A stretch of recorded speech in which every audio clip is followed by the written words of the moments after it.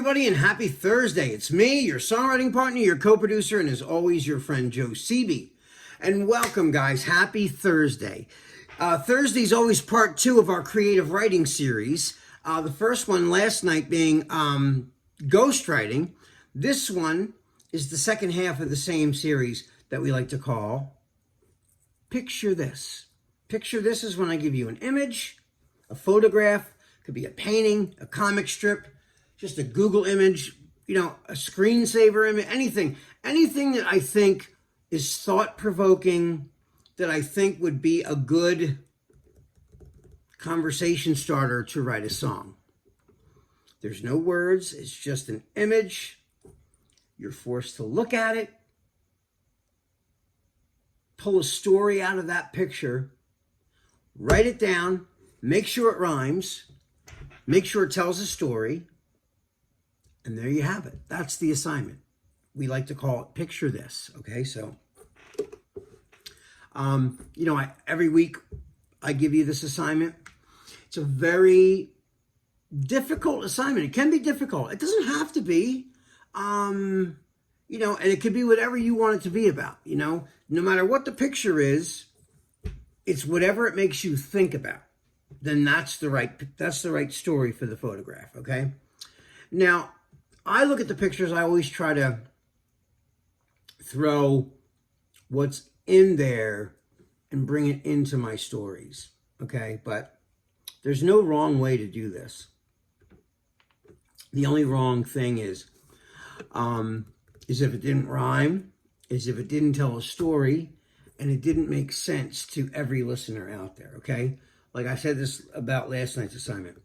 If you change the words that you write for this and changed it to French or Italian, the Italian people in the translation should be able to understand exactly what your storyline means and what the theme of the song is, okay?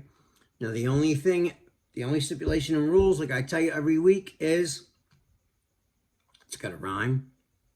It's a song. It's got to tell a story and it's got to make sense. Those are the 3 general rules of thumb for this. Everything else, it's on the table for discussion. So whatever these photographs make you think about, then that's what you write it about. Now, why do we do this? It's just a great exercise, and it exercises your imagination and forces you to think about pulling a story out of a picture, a photograph, right? You're responsible for creating this whole universe based on one still image. So the possibilities of that alone are endless. I mean, you could, it only goes as far as your imagination goes. So whatever you see based on whatever image I give you, it only goes as deep as your imagination. And again, this is one of those assignments that you can't do while you're multitasking. You can't be texting your Aunt Millie for her pasta recipe or doing crossword puzzles while you're doing this. No, this is one of these assignments where I want you to go in a room by yourself, close that door, shut the door, keep everyone out. I want you to stare at that image, whatever the image is. I didn't show it to you yet, but when I do, I want you, this is a great way, this is the way I always do it. Now, that doesn't mean it's going to work for you, but it works for me because I have a short attention span too. A lot of people have a short attention span. So this is really this is one of those exercises where this is going to help you with your short attention span to make it longer, okay? And this is what I do. I stare at that image like this, and I really intensely look at that picture, the whole picture, everything in it, from the focal point of whatever the center image is to everything around it, all the details. And I stare at it, until I go into a daydream. I'm serious. And I want you, when you go into that daydream and you're not even seeing the picture anymore and you're just up in here, when you pull back and you come back to reality and you're sitting at your desk or wherever you're sitting as you're looking at this photograph, only then do I want you to grab pen and paper, and I want you to start writing down all the ideas just all the images and all the details of the images, because these could reveal what you could end up calling the song or even helping you with the lyrics, okay? So what I'm going to do right now is I'm going to show you the picture, but I just want you guys to understand the premise of this and why it's so important to really focus and not to take your attention away from too many things, because then you can't really focus. You're not creating this universe for this picture. And that's why it's so important to follow these rules. Okay. And like I said, there's no wrong way to do this. I don't care if it's a picture of a balloon and it makes you think about your cat, then write the song about your cat. Even if it's a picture of a balloon, that balloon might have made you think about your cat. You popped a balloon and scared him once and it was funny and, whatever. And every time you see a balloon now, you think of your cat when you were, 9 or 10 years old. There's no wrong subject matter. Doesn't even matter. I would like you, though, to try to write based on the image, but whatever that image means to you is not what it's going to mean to me. So that's open for interpretation. So I just want you to know that, okay? So right now, I'm going to show you the photograph. So here it is. Let's look at it.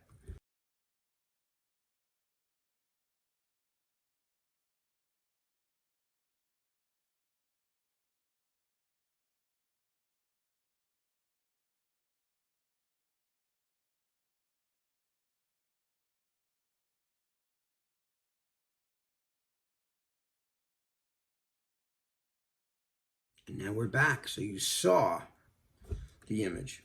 It's a painting. It looks like a painting or a charcoal.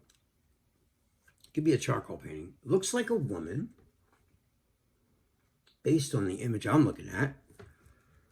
Excuse me. It looks like a woman, and her face is like, there's two of her face because she's moving.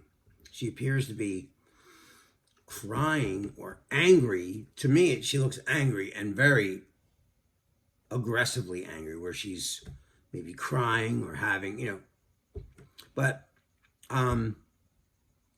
it looks like a frustration to me. Like it's a frustration, angry, emotional outburst. Okay. So when I stared at that picture myself, the first thing I went to mentally, for the sake of storyline for the song, to make it interesting for people to want to listen to it, I brought it into a sense of a relationship. And the reason I do that is because people can identify with love and problems in love. Everyone either yearns to have love, or they're in love, or they love somebody else and they're with somebody and they wish they were with that person and no longer with that.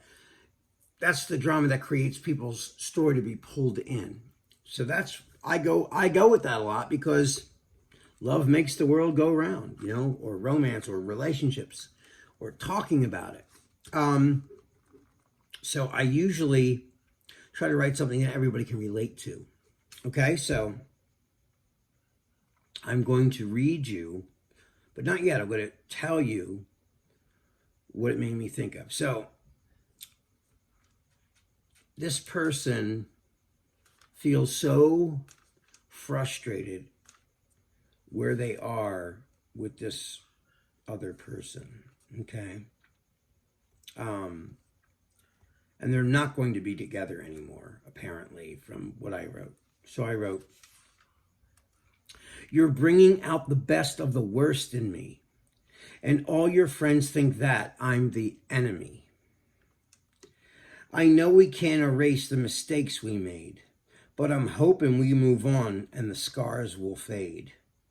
We both made mistakes, and I'm hoping we move on and the scars will fade. Because we both made mistakes, And I'm hoping we move on and the scars will fade. So, I mean, that's, when I stared at that picture, that's what came out. You know, and it took me a while to come up with that. So, you know, this isn't, again, not an exercise that takes 10 minutes. It'll take you a little longer than that. So, learn about patience, persevere, really riff in this exercise. I really want you guys to really enjoy this exercise. It's not a chore. It shouldn't be a chore. And you don't have to do it if you don't want to.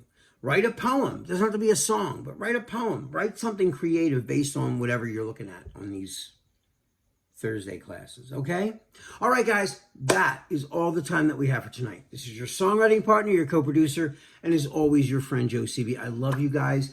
Have a wonderful night, and then come back tomorrow night because I'm going to write a melody to go with the words I just wrote based on that photograph. All right, guys, love you. I'll see you tomorrow. Peace.